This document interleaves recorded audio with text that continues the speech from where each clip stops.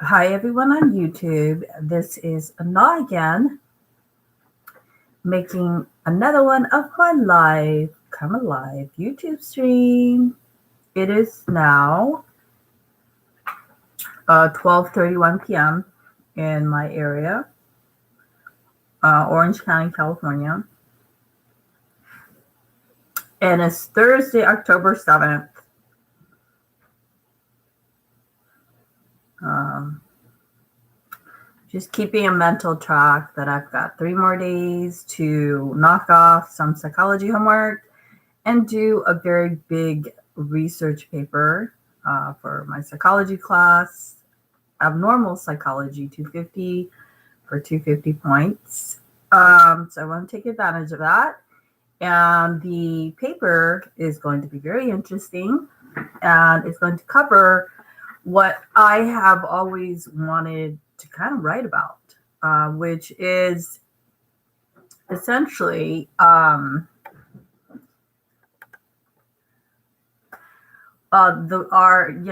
movie and probably everybody's favorite movie coming up for Halloween, the movie Halloween. And right before I got off Facebook, I guess there's another one coming out on the 15th or something.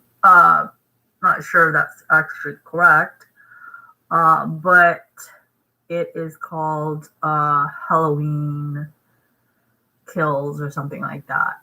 And Michael Myers is that.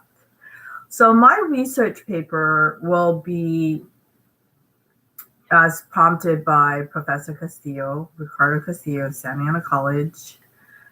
And it is going to require specific prompts of an analysis of a certain type of mental disorder and how this disorder is basically this depicted like through the movie Halloween versus what's in our ebook, right?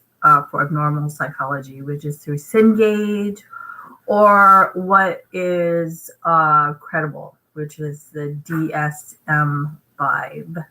So we are going to basically put up the facts of the symptoms of Michael Myers and how the movie Halloween portrays Michael Myers. We're going to compare them. And, I am supposed to answer specific prompts for Professor Castillo. Basically, comparison of the two. Essentially, in the movie Halloween, obviously the whole purpose of the movie is to scare us for fun, for thrills, for Halloween. Because, fight or flight, some people feed off of that. And it's, we know it's not real, but and we, for the most part, it's not really a real depiction of a mental illness or mental disorder, but it's really scary. Actually, Halloween is one of my favorite scary movies. And, there is little clips on YouTube of Michael Myers versus Jason, right? Voorhees. And I always tell people the difference between the two as far as modus operandi and their killing style. I don't know if you guys know it, but for me, Michael Myers, he works on being very psychotic. That's the way he kills. In his killing, he's really psycho. Whereas Jason, right, he's more of precision. If you notice, his knife is bigger than the one Michael Myers holds. And the way Voorhees is way bigger than Michael Myers. And his killings of Jason throughout his movies, um, from the past even till current, you know, like for movie fans of scary movies, they make current ones, is very precise. Just a long time ago, Jason, supposedly he's a disfigured boy, and kids make fun of him. So it's good to know the background of the characters. And this is the way he, I guess, takes revenge on these kids, um, which I will talk about a topic off of that, right? Being made fun of your looks or using looks, right? To get your way in life. So I guess this is the way Jason gets back at kids making fun of him. Some kids, people can relate to him, right? Um, so for me, Jason, I always question myself, who is really the ugly one in the movie? And I think it's the kids who made fun of him. But all in all, he takes on revenge, and his killing methods is pretty precise. His movies long time ago, the kids would be like, they feel him coming, but they don't really know where he is. And he's that precise. He'll come and get you. You don't even know where he's coming from. And I think in one of the excerpts from Jason a long time ago, they're standing right on the bridge that goes out in the lake. And he's right underneath them. And he's just like, he sticks the knife right right underneath them through the bridge, right into their, right where they're standing. So that's I notice his killing is very precise. And a lot of times, with theatrical, they make it 3D to kind of amp up his precise killings. Whereas Michael, right, when he stabs people, because I am criminal justice and I kind of like CSI and forensics, stuff like that. So I notice these things. Michael, the way he stabs a person, it's not so much precise, it's kind of messy, but the way he does it, it's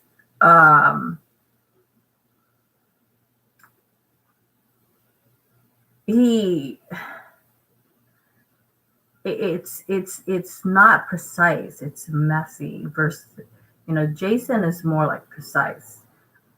He could just throw his knife, or stab it, or just whack, and he's got you like the first strike. But Michael Myers, the way he stabs is messy. And it's not so much precise, but it's very, like I said, it's not precision, but psychotic. It's messy. He might stab you several times, but he definitely, I think he puts fear and he freaks people out because he's so psychotic. So he might stab you one time, it's messy, but it's over and over and over. And you're literally mortified at how like psychotic he is, But my job through my paper is to basically break down these little depictions of Michael Myers, right? And what our book, through abnormal psychology through Cengage, actually says about individuals that has Michael Myers disorder, or through the DSM-5. Okay, So a lot of people,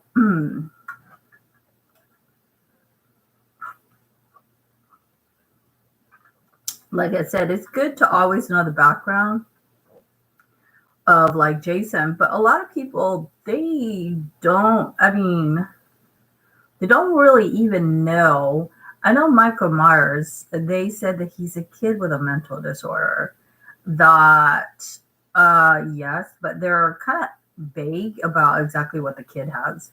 And they said that, one day he just decided to kill his family, right? And, uh, you know, uh, the kid's evil. But it's like it's like, well, where are they getting this? Like, okay, he has a mental disorder, then what is it, right? Because what I'm learning in so far in psychology, abnormal psychology, is for a mental health worker, they have to break down like why somebody has a mental disorder. Like, is it organic or is it pathological that something happened in their life? They have to analyze that. So, okay, Michael Myers is obviously not normal. Okay, he has a mental disorder. What exactly is it? And where did the movie, right, the maker of the movie, supposedly it was a budget movie, where did he come up with a disorder? And how did that disorder lead to saying that Michael Myers is pure evil? Right? And what are the implications? Are they saying that everybody with a mental disorder is evil? Because essentially, that is half truth there. That long time ago, anybody with a mental disorder, they did what's called trepanation, which is drilling holes in their skulls, supposedly to release evil spirits. Um, because I am a religious person, it's very confusing to tell if somebody is just crazy or somebody that is has been possessed by a demon, because it looks very similar, but it's not. You know, um, and crazy is a stereotype. Crazy is by definition, um, your actions doesn't connect with your thought. It doesn't make sense. It doesn't add up. It doesn't yield productive results. All right. That's crazy. And so any brain base, and I learned through my chiropractor, through Scammy CNI College, Dr. C. Caldwell, because he did some internship in some, institution for crazy people. I don't know how he got there, but he taught me that there are essentially several brain bases, right? So you got your normal brain, your injured brain, your mentally ill brain, right? Which is more of like chemical imbalance. It doesn't mean they're crazy. Um, like I said, anybody can be crazy. Like, they can make actions that doesn't make sense, right? Anybody could do that in these brain base. There is the criminally insane. You can't mistaken the criminally insane with somebody that has a chemical imbalance, because, all right, most people who are mentally ill do not commit crimes. They're actually victims of crime. So, of course, the criminally insane actually commits crime. And what I want to teach you guys through criminal justice, the mentally ill is a medical, highlight that word, medical defense. Whereas people who are criminally insane, it is a legal defense. And how do you prove that defense? It's based on a McNaughton test, all right? So this test, you have to score very low on your IQ to determine that at the time the crime is committed, let's say murder, your IQ is so low that you could not have a modus operandi. You know, you didn't have a motive and you didn't know what you're doing and you couldn't control your actions. So that is, all right, mentally insane. Why do people try to plead insanity, even though they're mentally ill? It's because to avoid the death penalty. Okay. Now, what happens if, right, they're just mentally ill and they committed a crime? Well, they still are not exempt from the death penalty. And that's something I think mentally ill people do not comprehend. They think that because they have a mental disorder, you know, that's an excuse for them to say and do whatever they want. And they won't get in trouble with the law. That is not true. Okay, what's going to happen is that they will get in trouble with the law. The death penalty is still there for them. But the criminal justice system can choose to put them, institutionalize them, okay? And instead of putting them on death row. And I think that's worse because the sentencing becomes indeterminate. Okay, what that means is, let's say they're mentally ill and they murdered somebody. And they got X and X and X amount of years. But instead of going on death row, right, lethal injection, and now I heard on YouTube, they're running out of that and they're injecting fentanyl to kill people. But that, you know, I guess Q&A, I'll ask, throw it out there what you guys think of that. But back to this, the mentally ill, they will get indeterminate sentencing. Okay, what that means is that the courts can decide not to put them on death row, but they get institutionalized. And it becomes indeterminate because, let's say they murdered somebody and the murder wasn't that severe because, you know, you got first, second, and third.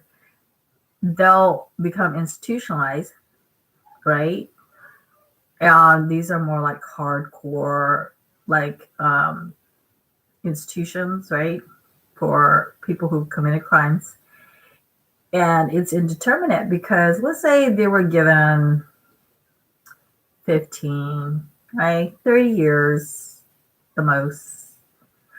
But let's say in the institution, the asylum, they are still, right, posing a danger to themselves and other people, right? Right? Not to say they're actually gonna have the ability to commit death, but they still seem to pose a danger. Well, guess what? That 5, 15, 30 years, they're gonna continue that.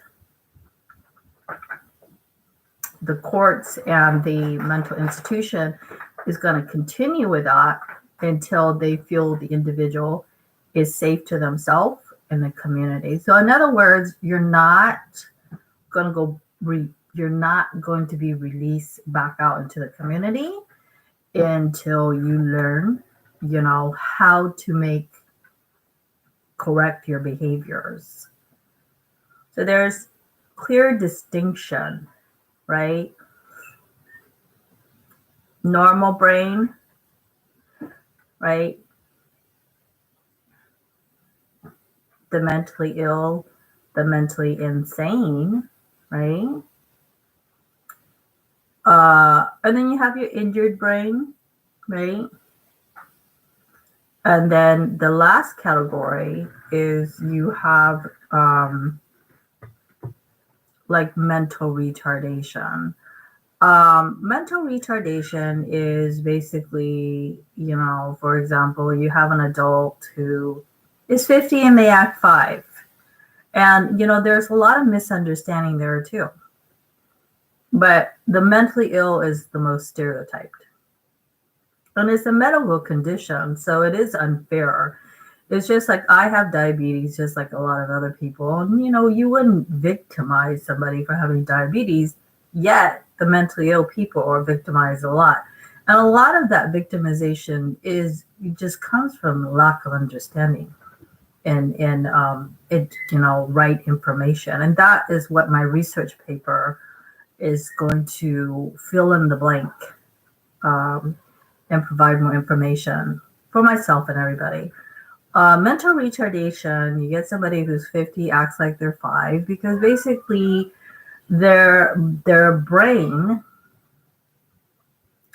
is prematurely developed. All right. And that's all it is. Okay.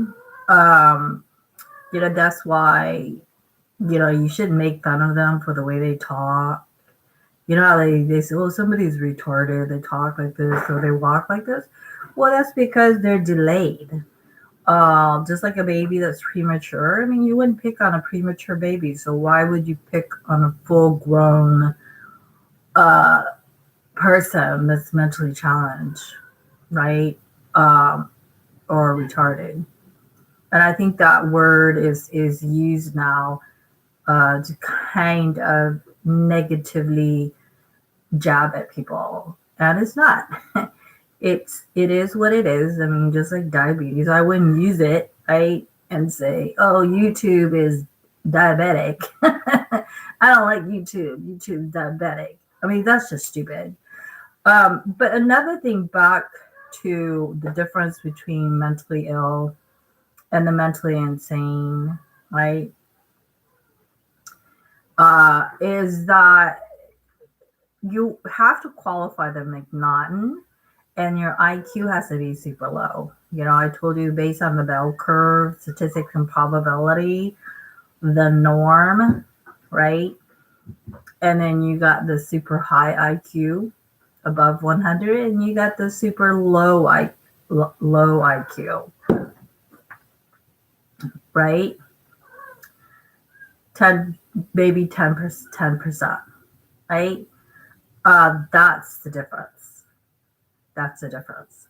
The criminally insane, their IQ has, through the McNaughton test, it has to be super low. And that's something mentally ill people do not have.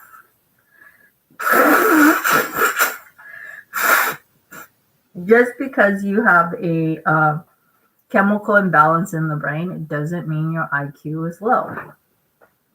I'm the perfect example. I have bipolar, and people with bipolar, for the most part, their mania is to their advantage, because it makes moments where they're super bright. So, chemical imbalance in the brain in no way affects, premature brain, like retarded people, or IQ, like McNaughton. I want to make that very clear. I'm a classic case. And I'm a rare case because I have what you call emotional learning disability, which is bipolar. And I have been tested for GATE, which is for kids who are super high IQ when I was in 6th grade. At an elementary school behind the Crystal Cathedral in California, Garden Grove. And also I have been tested for mental retardation.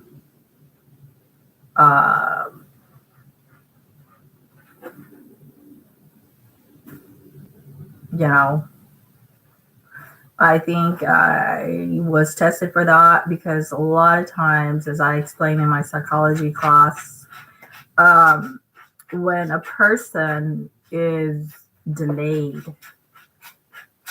in development, um, it could be because they were born like that, or um, it could be their upbringing. Okay. But, a lot of my counselors at Santa College are aware, that I have like three. I joke around, I say I'm like a three-headed monster. And that's probably why sometimes my test scores are off the charts. So it goes back to saying the stereotypes is ill productive. I mean, we're always trying to put people into categories. Um,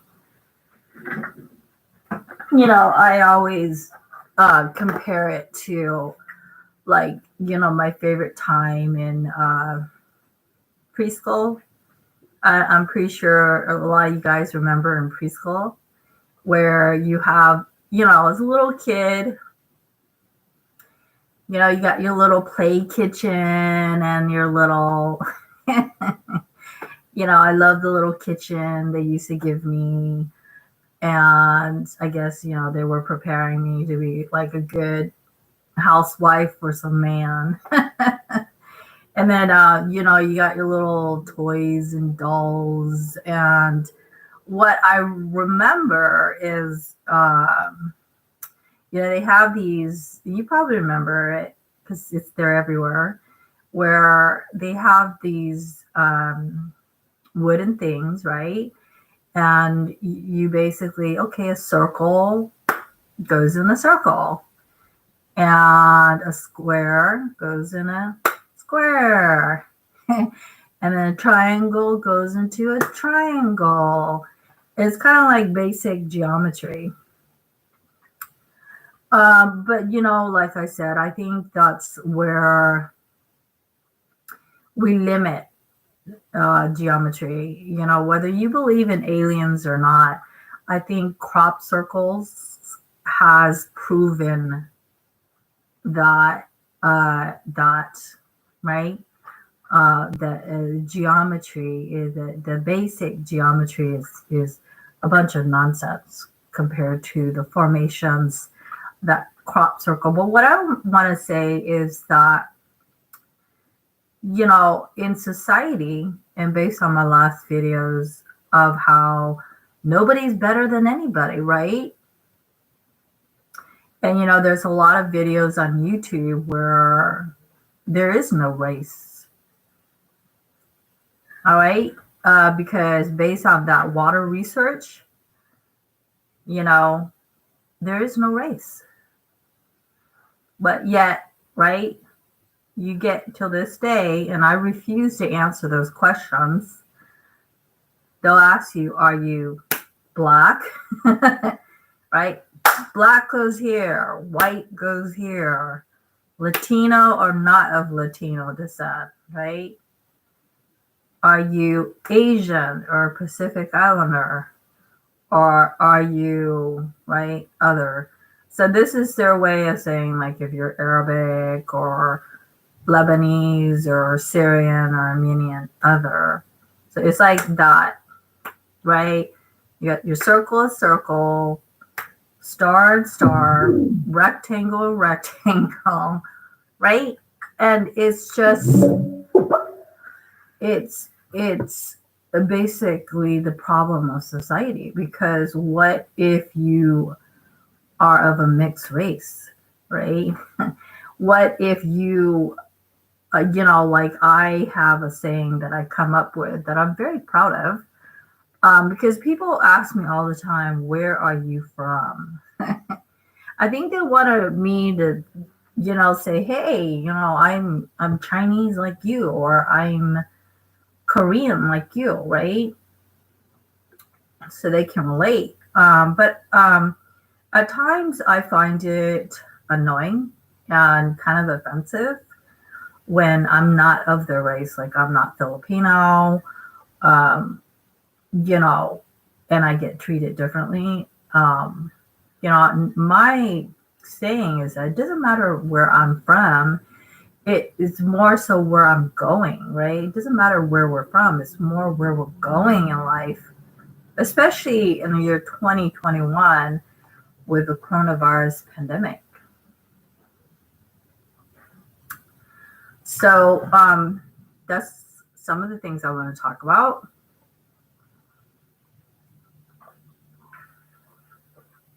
But my positive icebreaker today, I couldn't decide yesterday if I wanted Ovaltine or this peppermint coffee flavor. And since recently I got back on my diabetic medication, and it was kind of upsetting my stomach because it breaks down sugar in your bowel. So I decided the peppermint.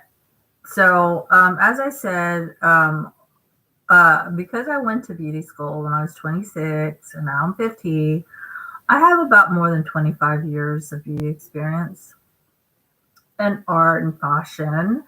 So I will be throwing out, right, tips every now and then about that. So I chose peppermint. Why peppermint? Because I have been a patient with Ultimed Medical Group. Okay, if you guys don't know Ultimed, it was made in Los Angeles by, want to serve underprivileged community, right?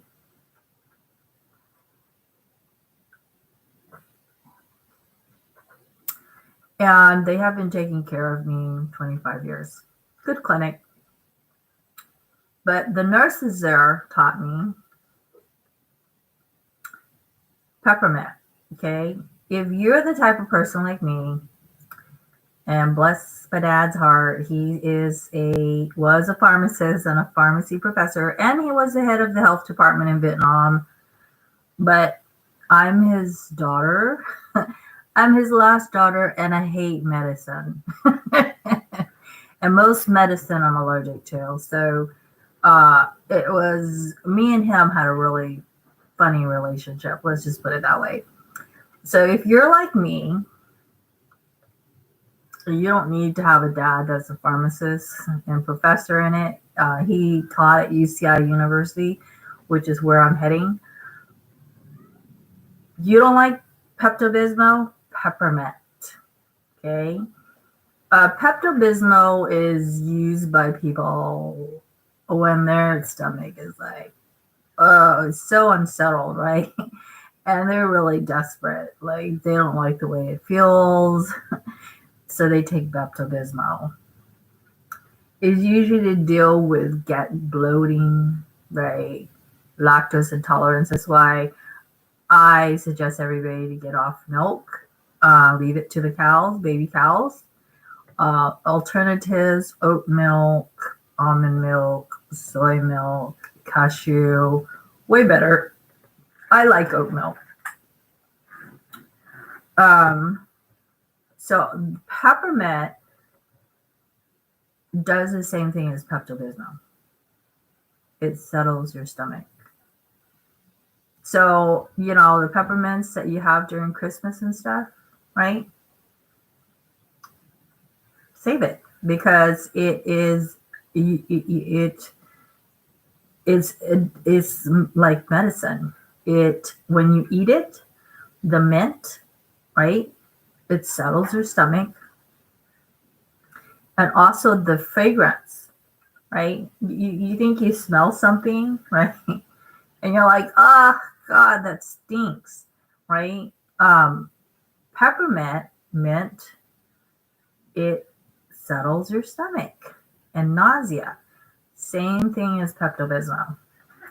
So, like I said, if you're like me and you had a dad that's always pushing medicine down your throat, up your butt for you, which he literally did to me, and I hated it, Pepto-Bismol.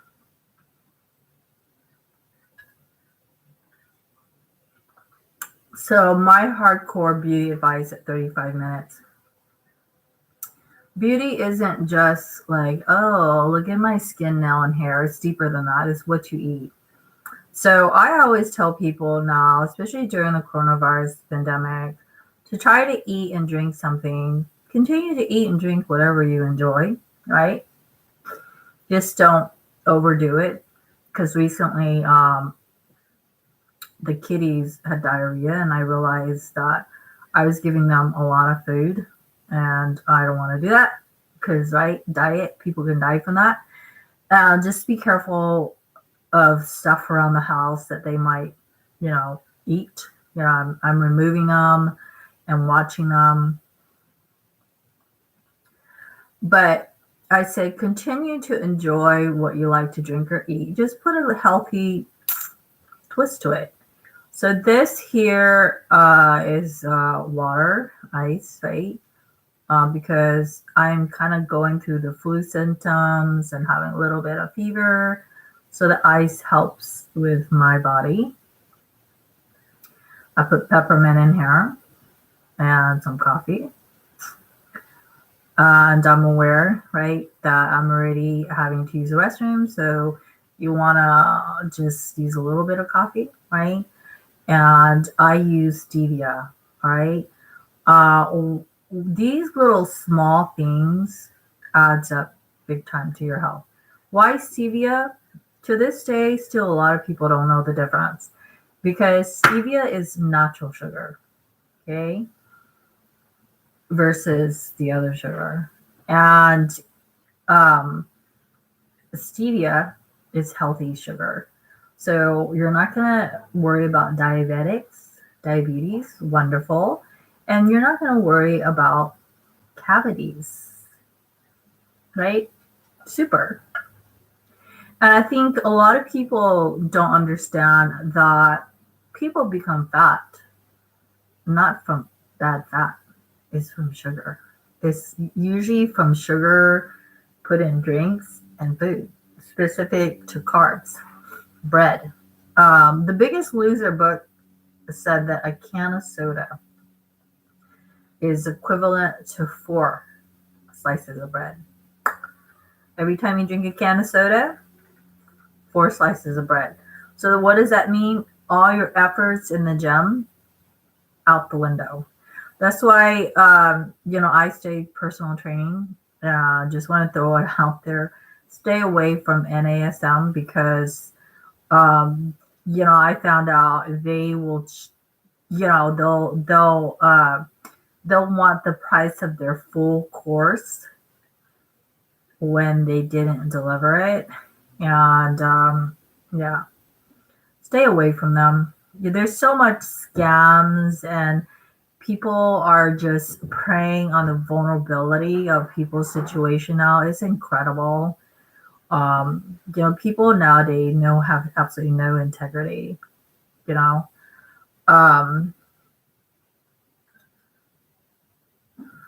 So yes, this is the way I made it, and I put a little bit of oat milk in here, all right?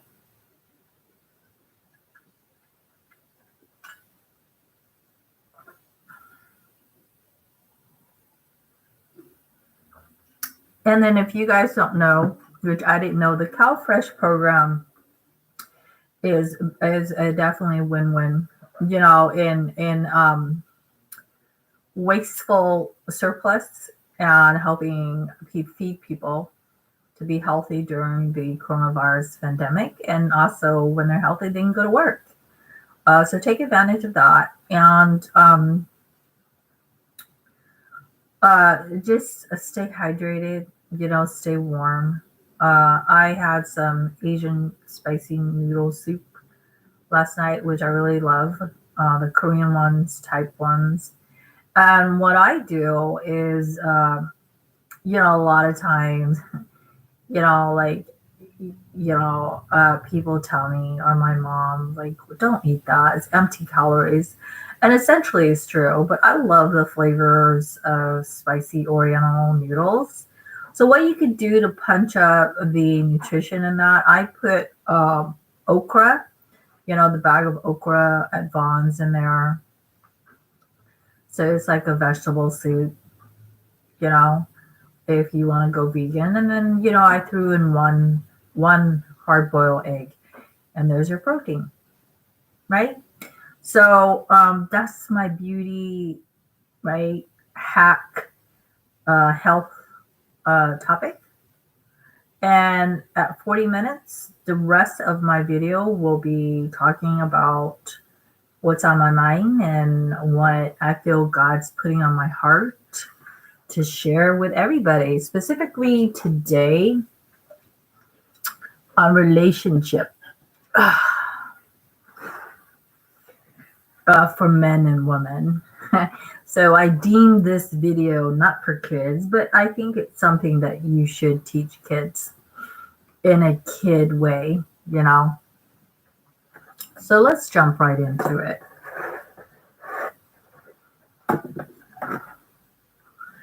In my previous psychology class, Alfred Hitchcock, he's like one of the best cinematographers,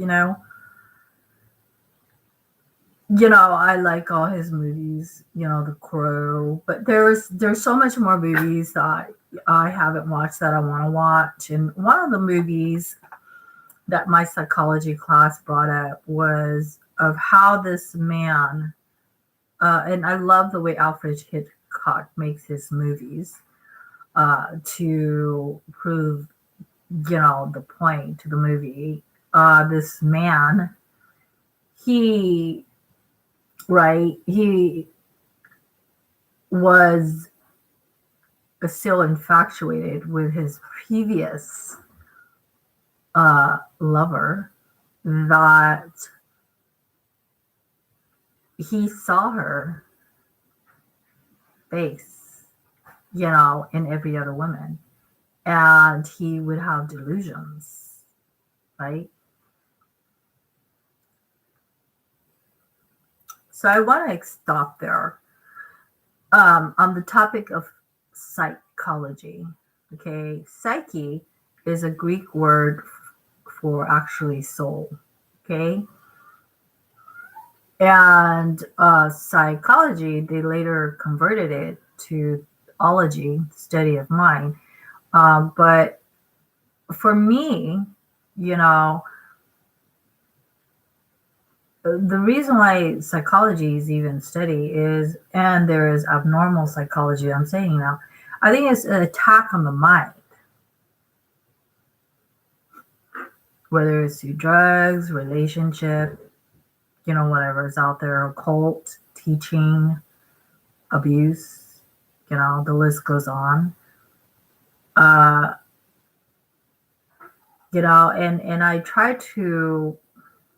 I base everything on the Bible. That God said, put on the full armor of Christ, especially that of the helmet, right? And then if you, because it's a battle, God didn't say we're just in a fight. It's a battle. And that's what we're in, the coronavirus pandemic. And a lot of times throughout the Bible, God touched base on how the devil attacks the mind. He said in the end times, he'll make like lies sound like truth, which is so what's going on in social media. People don't know what to believe anymore. That's what it calls for researching. Sound researching, statistics, probability, math, because math can't lie. The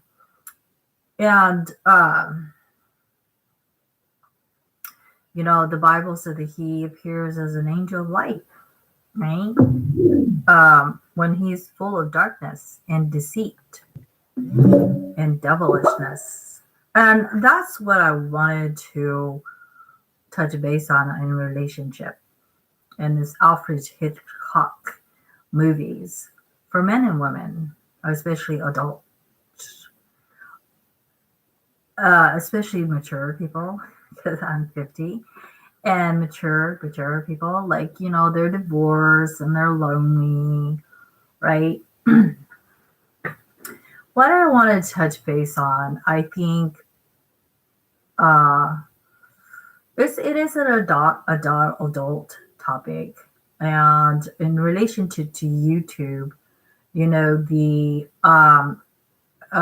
to the point, okay, because time is money for criminals. A lot of times on YouTube, and you'll hear on Google of this, these FYI, right, comments just popping up everywhere. And then on Google, through testimonials, people find out that they've clicked on some of these links and they find out that these links are spams, they're malicious, they're sent out to the masses. So I'm not the only one who's getting it. And they're used to create malwares, whether it's in the actual YouTube containment or actual victims, right? And these links are direct links to porn sites, right? So let's make it clear. How do these porn scams work? Okay, the looks. Why? Because sex doesn't happen, girls and men. Girls, sex doesn't happen in your boobs, and men, it doesn't happen in your groin area. It actually happens in your brain. Like there's an area in your brain like this, okay? And it's visual. So you hear a lot of women say, oh, men are so visual, because sex is visual, right? You need to see who you're gonna have sex with, and right? And through the act of kissing and touching, like you're physically, right? It's like you're eating a hamburger. You have to see what you're eating and enjoy. Anyways, so you guys get my point. The looks. But how porn scam works is like, right? Beauty is in the eyes of the beholder, right? So, right, they profile, who is going to fall for who, right? Blondes might like blondes, redheads, brunettes, right? They profile that, the looks, and then you're hooked on that look, right? That's one. How many times online you meet somebody and you're like, oh, you have a thing, right, for their boobs or their privates or their lips or their eyes or something about them, and you're like, I like that. I like that. Like my boyfriend, he's Italian, and he has these super white hair, which at first when I met him on LinkedIn, it was funny because he said, why did you choose me? And I said, I didn't. It was all algorithm, LinkedIn algorithm. And they were trying to just basically hook me and him up together to get their $30 premium that I didn't fall for. And I'm no longer on LinkedIn because really nobody gets a job through LinkedIn. It's a more platform to show off your whatever job. So I have a thing for my boyfriend and his white hair. It's kind of like Billy Idol or Lady Gaga. His white hair is like something that turns me on about him. So it's the look, right? Then they got you hooked. So you're like, right? I like her boobs, or I like that man's, you know what? Or I like their eyes, right? Everybody loves those lips. Those lips. Then you're hooked. So what's the next thing, right? They gotta make you feel, right? They gotta make you feel good. So this is where the lines get blurred, and that's where crimes happen. Okay, you're just a lot of porn scams, involve sextortion, exchange of nude photos, videos, and then, right, they blackmail that out. I'm going to release it. You don't send money, right? Sextortion. But you were caught up in the look. You were hooked on a certain feeling, right? And it's powerful.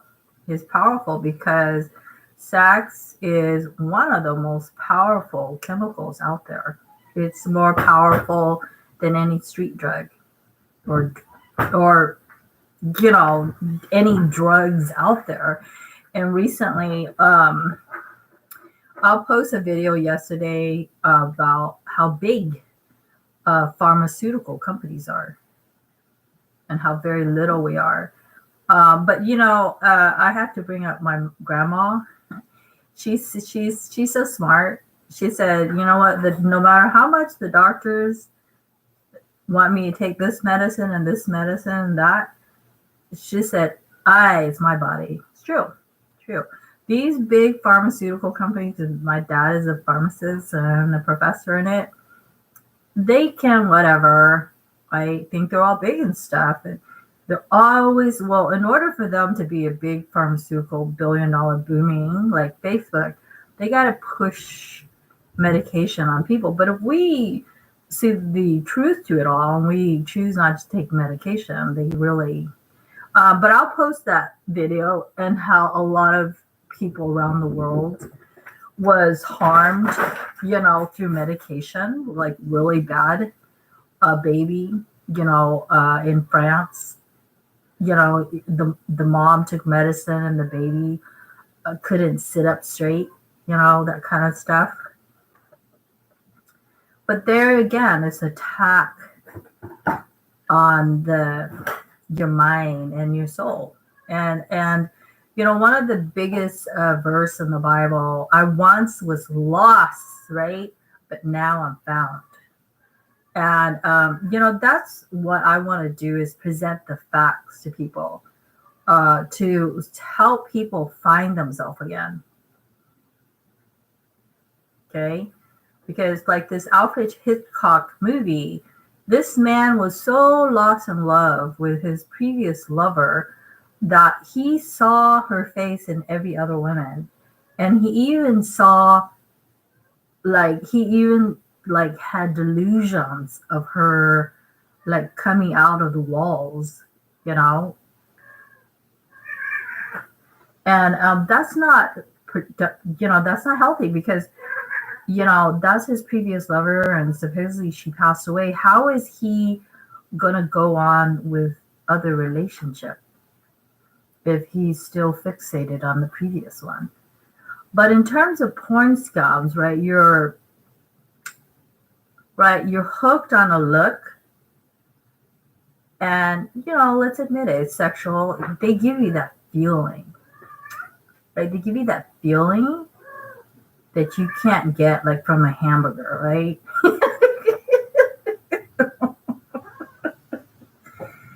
Right? You're hooked. That's where they got you. Because they made you feel good. They made you feel so good. Hooked on a look. That's where it all starts, right? Because for all that you could be talking to this. And then they got you because they made you feel so good in these porn link scams, right?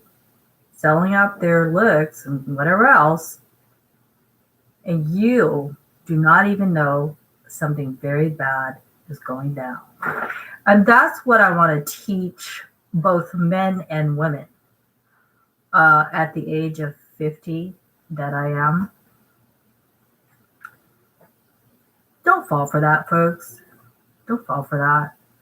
I find good looking people, they are very bad. You know, uh, you know, anybody who uses their looks to do something bad with it, it is what it is. And what I wanted to say in 5 more minutes is for everybody, you know, because psychology for the most part is interpersonal and intra relationship with other people. You know,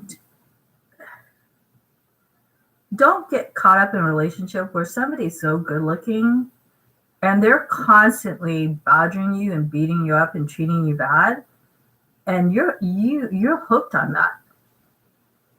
Instead, right, find somebody who,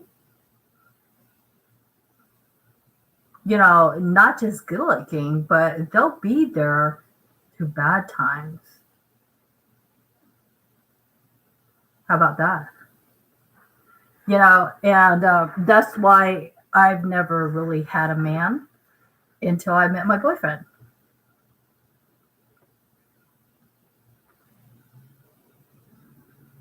I get a lot of men meet me, and they ask me, how come you've never, right?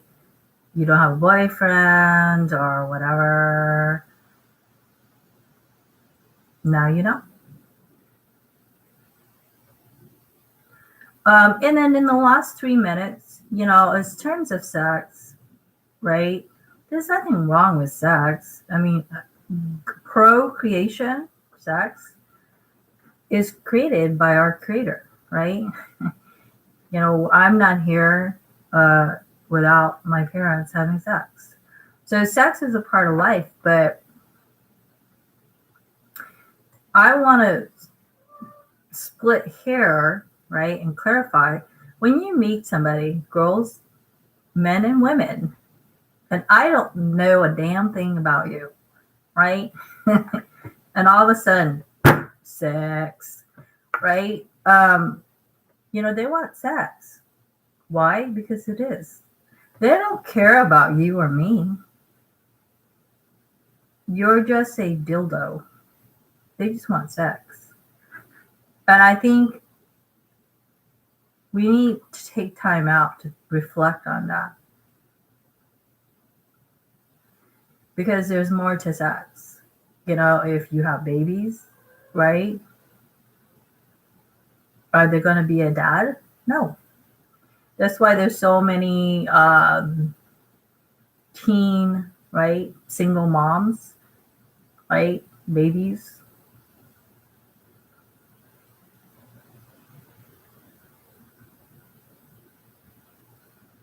And there's something that in the last 2 minutes that I personally teach, because I was raped by a skinhead. And my boyfriend, he's Italian, he was beaten up by skinheads.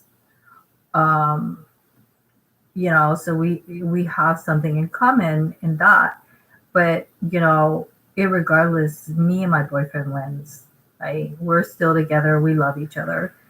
And these skinheads, whatever, white supremacist hate group, you can keep your hate and your misery to yourself. What I was going to say is me personally being raped and being stalked, being sexually abused, right? All of that. I teach women, especially younger girls, and I teach in the last minute for everyone. When you meet anybody,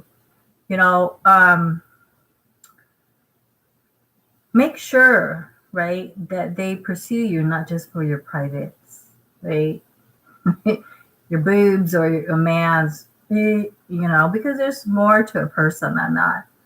I try to teach, especially younger girls, uh, don't let a man just like you for your privates, but make sure they like you for you as a whole person, right?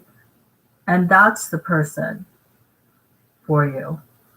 And what my boyfriend has taught me, when I first met my boyfriend, he thought I was perfect, now he realized I have a lot of personal conflicts just like everybody else, and challenges and imperfection. And he still loves me, you know, and he is the first. Cito, calm down, baby. He's the first guy, that actually loves me, not just worried about getting laid. Um, he's a guy that's actually still here with me today. And, yes, we are very much sexually attracted to each other. Have we actually had sex yet? No, we haven't, because I think he's trying to prove that him and I can have a relationship, and it's not just about sex. And that's very true. Um, uh, we study together. When I'm in school, I share what I study with him. Um, I share little stuff. I joke around with him what I do at home. I think what impressed me most about him when I first met him, like most men, I try to drive them away, right? And I put him through the ring mill, and he's still here to this day. So he's for that reason, I commend him. But when I first met him, he asked if he can go to church with me, and that right there won me over, because most guys, and I'm not going to stereotype all guys, but the ones that I've been with, and the reason why I choose to be by myself until I met my boyfriend is they don't care to ask go to church with you, right? They just want sexual intercourse. And they joke around about it, and the crudest and most vulgar, the ones that I've been through, because not all men are like that. They call it hit and run, right?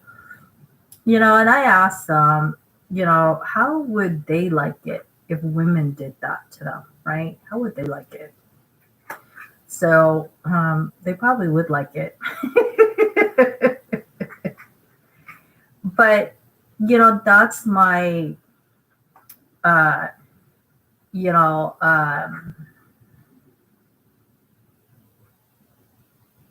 you know, human, relationship, romantic, sexual, there's a lot of romance scam, in a nutshell, that has broken hearts and bank accounts where, you know, unfortunately, some of these women have actually tried to go out and look for these scammers, and months later have ended up dead, right? And research has proven a lot of romance scamming, the fundings that they get, like in the millions, you have to question why they need so much money, is to fund for terrorism. So you really need to know what you're up against. And a lot of them is sex trafficking, so if you're going to meet somebody in public, a lot of romance scam sites say, hey, bring your girlfriend or boyfriend, your mom or dad or whatever. Don't go alone, right? Because if they really want to be with you, they'll meet up with your friend too. And, if your friend's got a bad feeling about this person and you're still infatuated, at least you'll have a second opinion. And if something should happen, then you'll have a witness. And as I told my boyfriend, In any crime, when you have a witness, is pretty much an automatic win, right? But some of the testimonies that I've heard about romance scamming is usually they go off on their own.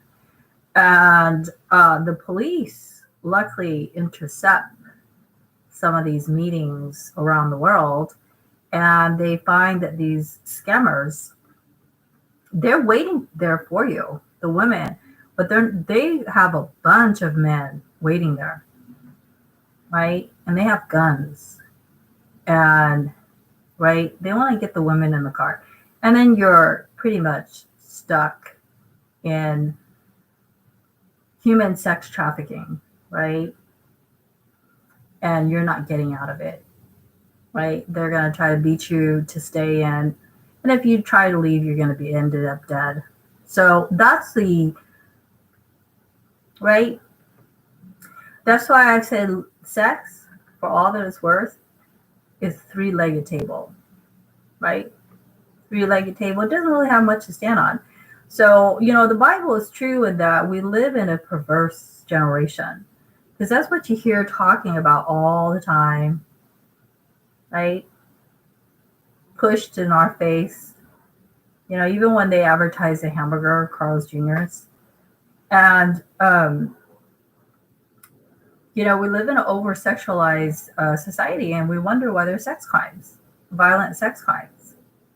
And it doesn't just happen to women, it happens to men and boys.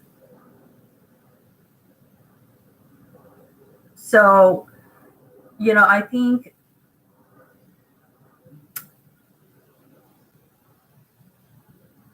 along with sex, I think all of us, right, we reach puberty and then we sexually explore. And that's fine. That's fine. Like I said, as long as no one's hurt and there's no crime involved.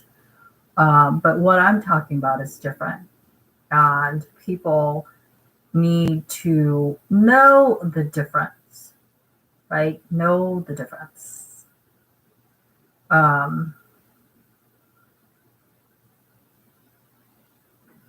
know the warning signs. In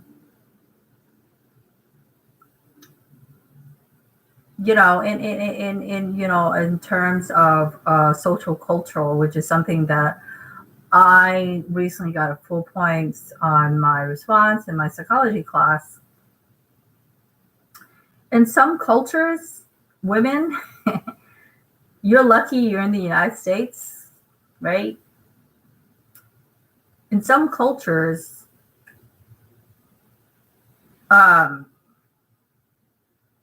in terms of looks, right? The men will try to ruin the woman's looks so that they don't get to have another relationship. And the methods at which they ruin their looks, horrible. Maybe I can post some of that. Throwing acid in their face to disfigure them so that they are repulsive to other men. Social cultural, okay? It's a social culture, it's a crime, okay? Another prime example, and I might pick on her because I picked on her on Facebook because I don't like her. I don't like her, okay? Doesn't mean I hate all Asians or I'm going to go commit a crime. Because I have no criminal background check. That's how I got hired as a security officer. Thank you. Catherine Q. Becker, social cultural, okay? She is the girl in Orange County that cut off her Caucasian, right, man's penis for him. Social cultural. So essentially, other than the fact she's Vietnamese, because if you know Vietnamese culture, they do that a lot.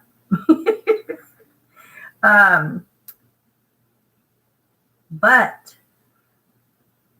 primarily, she wanted the same thing. it's many culture, but same modus operandi. She wanted to physically disfigure him so that he cannot go on and have another sexual relationship, because that's essentially what the whole argument was about. He wanted to leave her and reunite with a previous lover. So she wanted to disfigure him, and that's what happened. They did take him to UCI, and they were not able to reattach this, and he's not able to have sex. But the good news is that my prayers and hope for him is that he finds a woman, like myself. Like, I'm not interested in sex. Actually, sex repulses me. He's going to find a woman that actually loves him, right? Not sex. So what if he can't have sex? He will find a woman that's perfect for him, that's going to love him, irregardless. He cannot perform sex. That's my hopes and prayers for him. And that will be with him even through the bad times, not just because they're good looking. I find women who deploy that, right? I find them to be the ugliest. Yeah. I hear so many stories. I know I'm running over an hour into 15 minutes, 12 minutes, but I hear so many stories, right? You hear of Ukraine women, oh, they're the most beautiful women. I don't think so. Russian women, Russian male brides, I don't think so. I think women in the United States are the most beautiful, especially like Dallas Cowboys cheerleaders, stuff like that. They're very beautiful. Because they're out in the country, so there's clean water and air, and the lifestyle, the food is way more less crazy than California. So it shows. They're just very beautiful. I'm from Lubbock, Texas, and I remember one of my sister's friends, because it was snowing, drove us to her high school. They weren't Dallas Cowboy cheerleaders, but they were cheerleaders for my sister's high school. And I saw them, and I was just like in first grade. I was like, like, they are just so beautiful, so beautiful. Their bodies, their personality, inside and out, was just through and through beautiful. So yeah, but you hear that, and a lot of that's modus operandi. Beauty truly is in the eye of the beholder. So, you hear on YouTube, oh, women of Ukraine are the most beautiful in the world. Well, I don't think so. Or Russian brides, right? I don't think they're the most beautiful. My neighbor, she's Russian, and she speaks French, and I hate to say it, she's a little bit of a gold digger, right? So, I mean, it is what it is. Is it being hateful or racist? No. This is how they operate. Russian male brides, women from Ukraine, right? And recently, this opening up, right?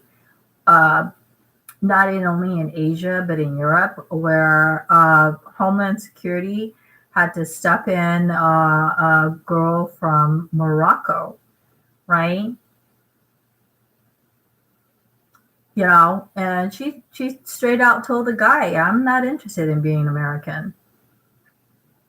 And, they basically were just together, was it 3 days? And all she did was spend his money and spend time at the mall. And then she went back to Morocco and robbed him blind, to the point where Homeland Security had to step in. I might post that video.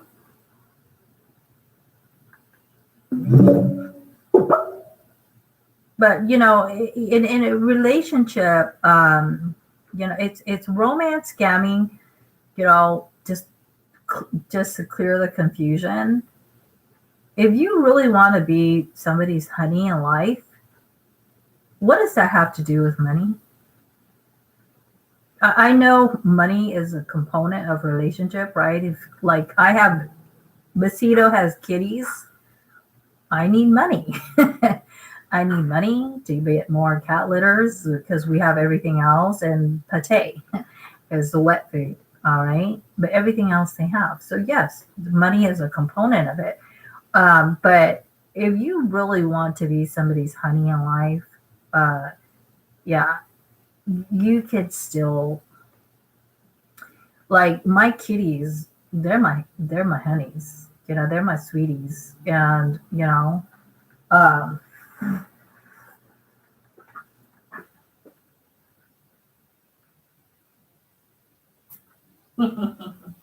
they're my sweeties. And, you know, you know, they have no money for me. You have money for me? Do you have money? Do you have money? Or do you want to be my honey? Mm, mm. This is Cupid.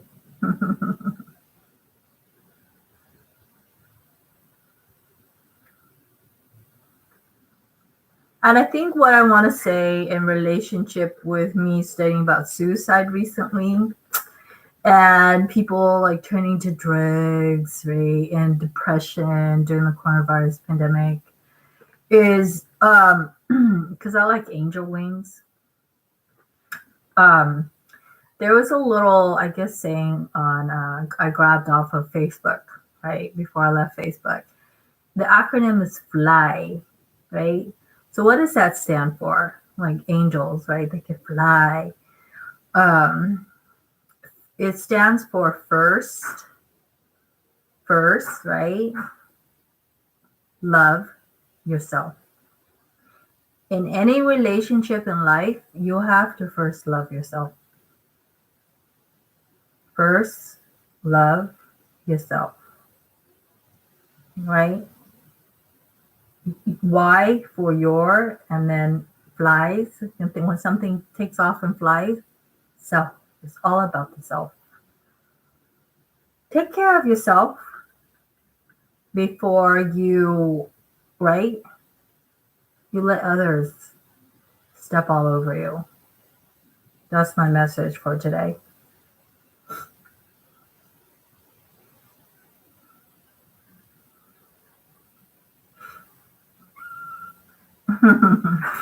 That's my message for today. And let's everybody see Cupid. See how much my babies have grown since the day they were born. Cupid is the first one that flopped out, and he's the funny one. He's a funny one. He's a funny one. These are. I can't even put into words how precious these kitties are to me. They are like, there's four of them, right? Because they say kitties are four in a litter, but to me, they're like the chambers of your heart, right? Because your heart has four chambers. These kitties are my heart. Yes, they're like they fill the holes in my heart for me. They're so precious to me. And I know God gave them to me because my last dog died like right here, and these kitties were born like right here in this room. So I know God, because for a longest time when my dog died, I tried to be in denial. But it came to the point where I said, I don't know, now I have nothing to hold. I have nothing to love. I have nothing to kiss. Right? And then I got mosquitoes, as you can see, I made a whole blanket out of her. And I thought that's enough, but, God truly, when he blesses you, he wants your cup to overflow. And that's kitties. That's kitties. They say in a lifetime, an unneutered or a spayed kitty can have 50 to 100 babies. But I wouldn't freak out about it because as far as the breakdown of that is usually two to three times a year. That's if your kitty, gets out and actually wants to mate and stuff. So the numbers could be less than that. I wouldn't worry about it until you cross that bridge. And this is Besito's first litter, so a lot of people will ask me, "Are you going to keep them?" Most likely, I will because I live in my mom's house. It's not like we have to get rid of them. But if it comes to the day where I might need to give them away to make sure they're better taken care of, and other people get to have a cute cat, and I'll pray about it. Um, if it ever came a day where Besitos has to have surgery, right?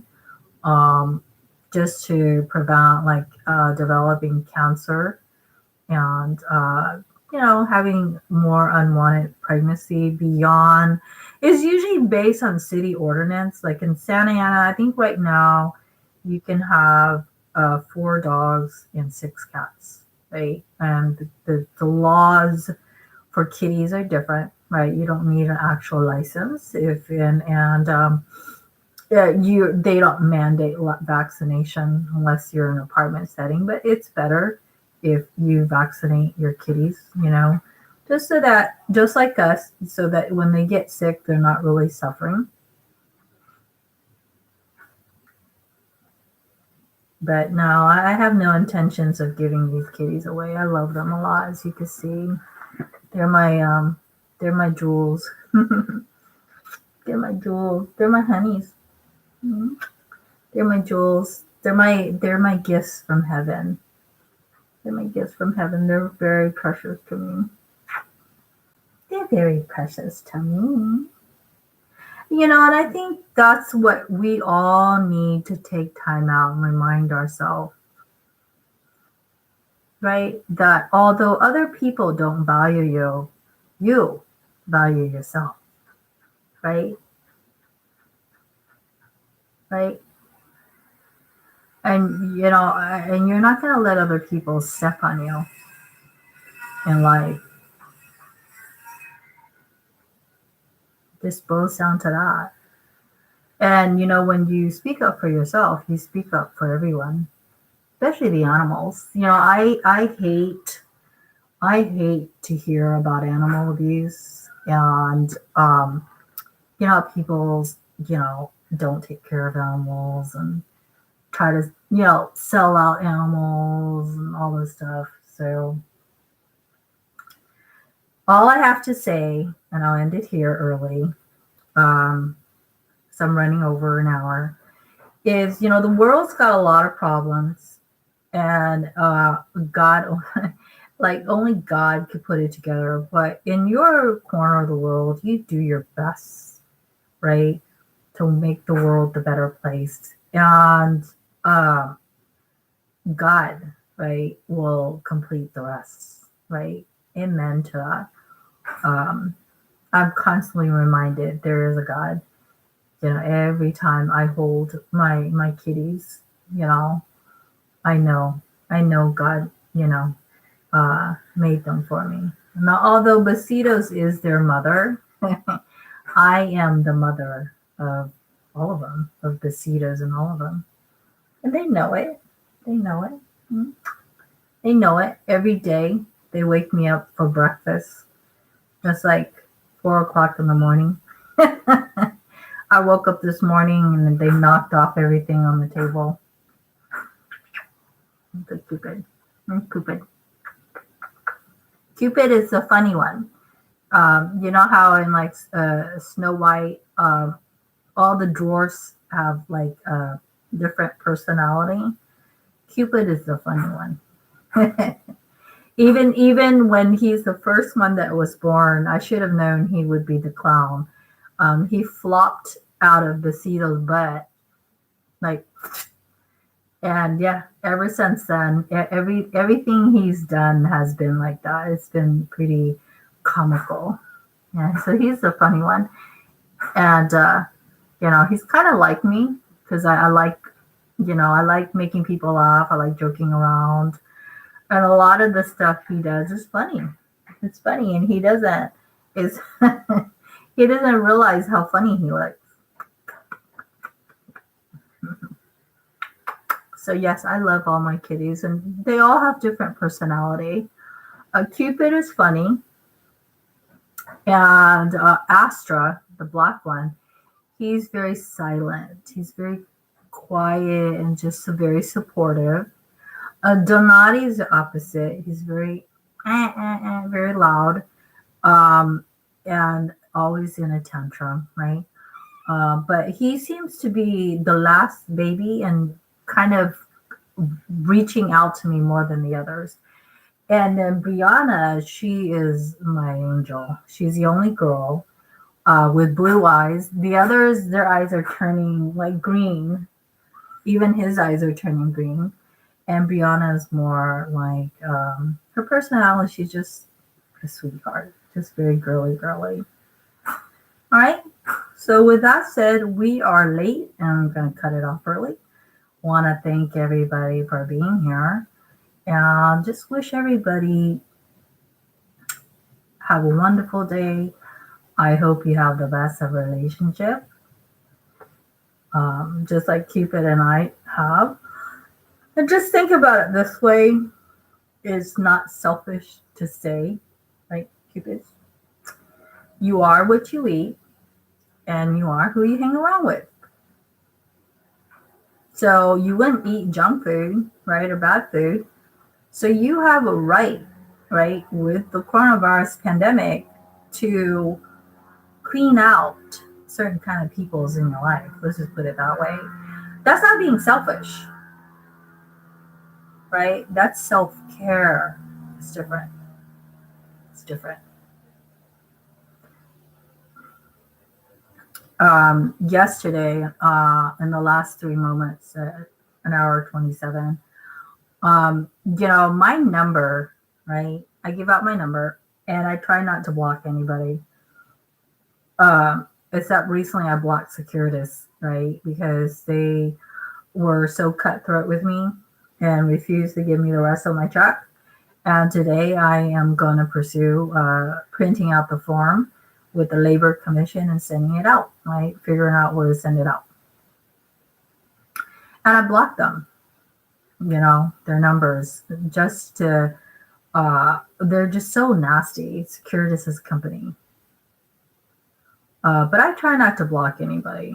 And the fact that I have to block Securitas shows that they pose a threat to me than anything else. But my number in general, even though I don't block anybody, what I don't like is, like I said before, we are on social media, but we're not social workers. And a lot of times I do hand out my numbers. And like yesterday, okay, because I don't want to talk around the world, I had a friend, she's Armenian, and she starts contacting me about a patient. And due to HIPAA privacy, she's not even supposed to be talking about this patient. And I think she made up some lies, how the patient's missing, and the clinic said they haven't seen her in months, which I don't believe it, because clinics, due to HIPAA privacy, will not tell her if the patient's missing. So I don't believe that.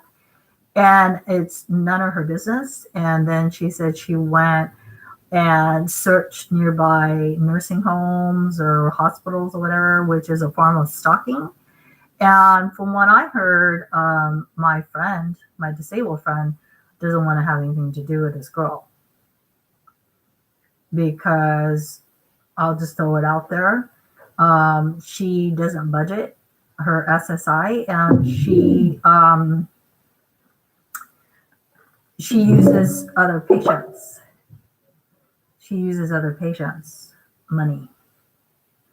So if I wouldn't say this other patient's missing, this other patient is trying to hide from her. Okay. And I have in the past tried to protect this other patient, and this Armenian girl has threatened me.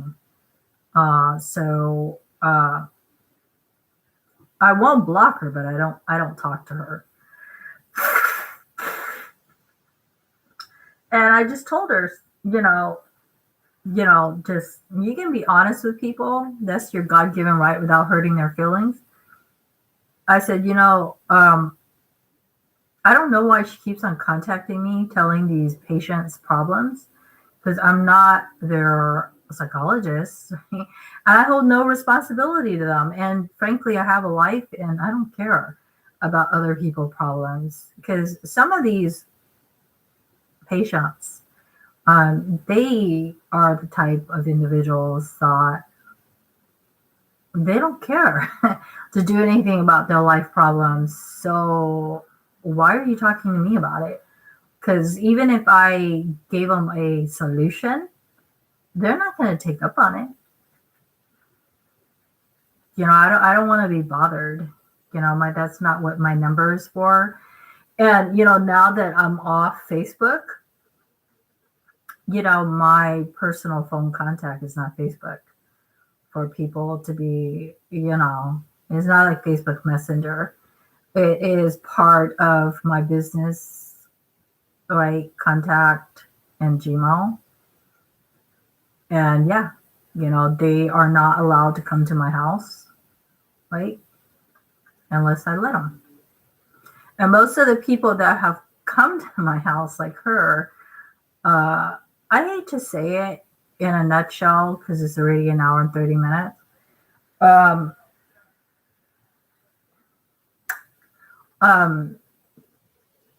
Like on Facebook, I said, how people just send a friend request? Don't just accept it. Make them earn that badge, right? Just as Securitas obviously doesn't earn a badge in any way. A lot of people in life, they claim you're your friend, right? And I'm thinking, really? Really? You're my friend? Really? Really? You meet the qualifications? No, you don't. Right? Securitas is not my friend or anybody's friend. So, that's, like I said, on a final note, that's not being selfish. That's being smart and self-preservation, right? Because you don't want to be in any relationship where slowly, day in and day out, you're like emotionally, physically, spiritually, financially, right? Like brought down. You don't need that. Nobody needs that. Unless you're falling asleep like Cupid here. Another thing about Cupid, he's very funny and he loves to sleep. Let me stand up so you guys can see what I'm talking about. He just opened his eyes. So other than him being very funny, right, Cupid, he loves to sleep. This boy loves to sleep. He loves to sleep. See, he fell back to sleep. He loves to sleep.